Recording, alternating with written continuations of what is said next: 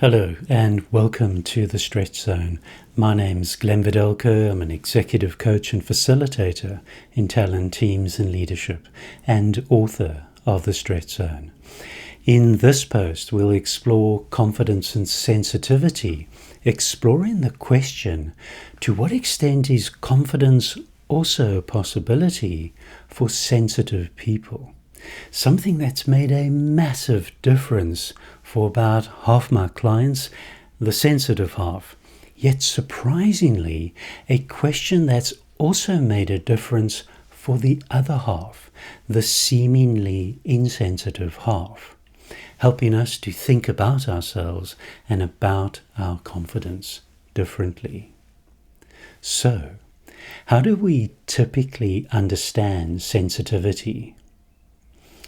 While we are mostly unaware of it, we've become conditioned into seeing sensitivity as an obstacle to overcome, as some kind of a character flaw we're stuck with. Have you ever seen a job advert that says, "We're looking for someone who is sensitive"? And given that half the world's population is wired to be sensitive, while it might seem funny, it's really quite sad. The unspoken message we're supposed to submissively conform to and never question is being sensitive is a weakness, something to overcome, something in need of a cure. So, what's the alternative to being sensitive? No surprise, the alternative to being sensitive is being insensitive. Given that sensitivity is a personality trait or predisposition, and change in our personalities is not really possible. And when we demystify sensitivity, we don't really want to undergo personality change. So the alternative is not really an alternative. And there's more. Insensitive people also ask for help with confidence, no different to sensitive people, something most people find quite surprising. So the alternative doesn't really help. And anyway, that insensitive people are insensitive is only a perception. Try asking an insensitive hurry up to slow down, or ask an insensitive be strong to open up about their feelings, and in both cases their sensitivity surfaces in no time at all. In this way, insensitive people are easily triggered, and while they might not be sensitive in their effect on others, they are very sensitive to others' effect on them. The bottom line is, sensitivity is everyone, and behind all the stereotypical waffle, we all sensitive souls. It's only a question of what we are sensitive about. So, to what extent is being insensitive the actual character flaw?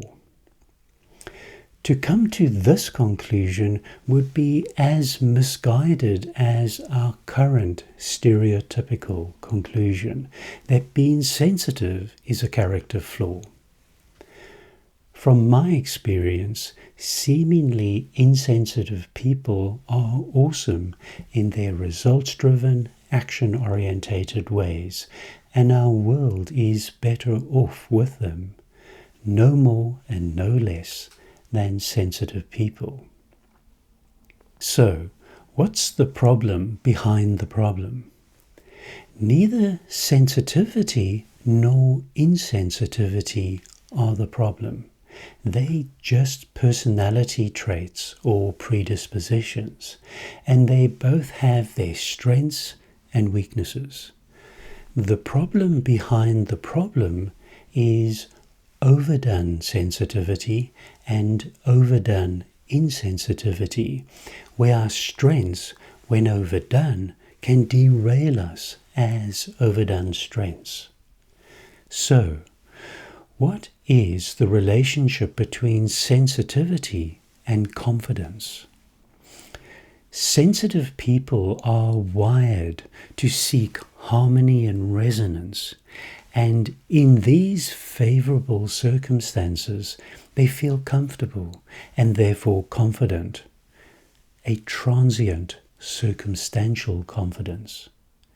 And the game is up as soon as they find themselves in unfavorable circumstances, and harmony becomes disharmony.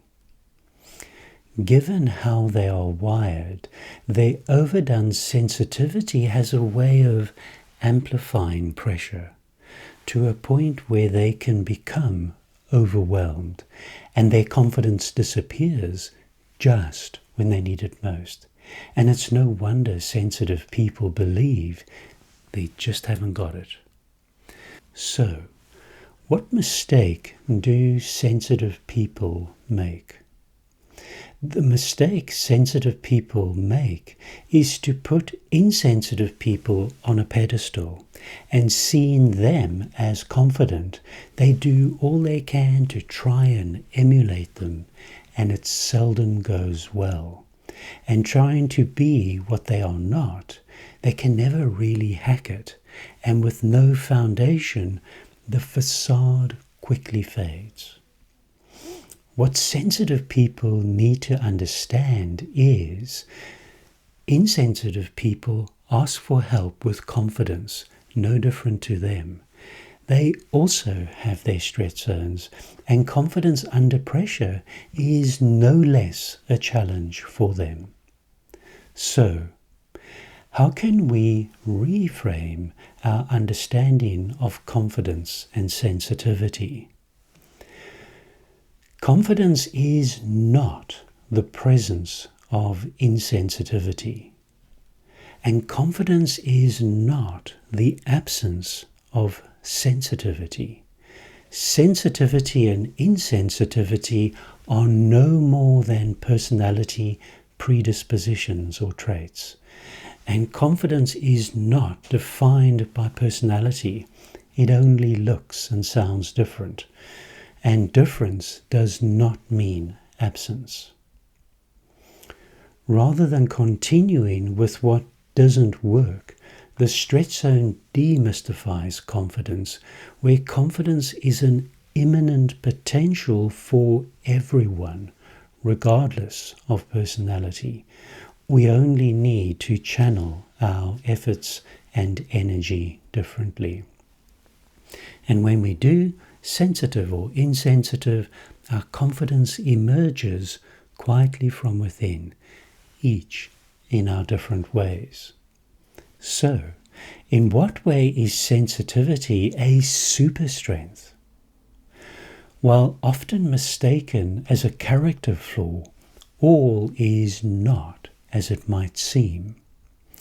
When coaching sensitive souls, we'll reach a point where I'll ask, in what way is sensitivity actually a strength? And if you find yourself struggling with this, so does everyone else. Sensitivity is not a weakness.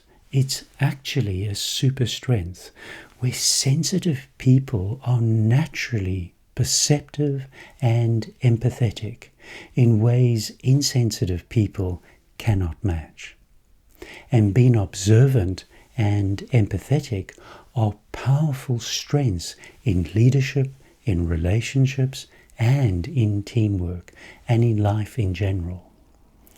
When insensitive people drive things forward, one of their great strengths, their underdeveloped powers of observation make them miss what's right in front of them.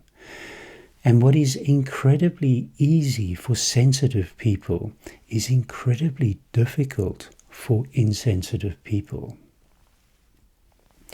When insensitive people do empathy, it's often like ticking a box with no heart in it. A few years ago, an insensitive academic proudly said to me, "I've got no empathy. I've never seen the point." And as a coach and facilitator, you'd think she'd know better.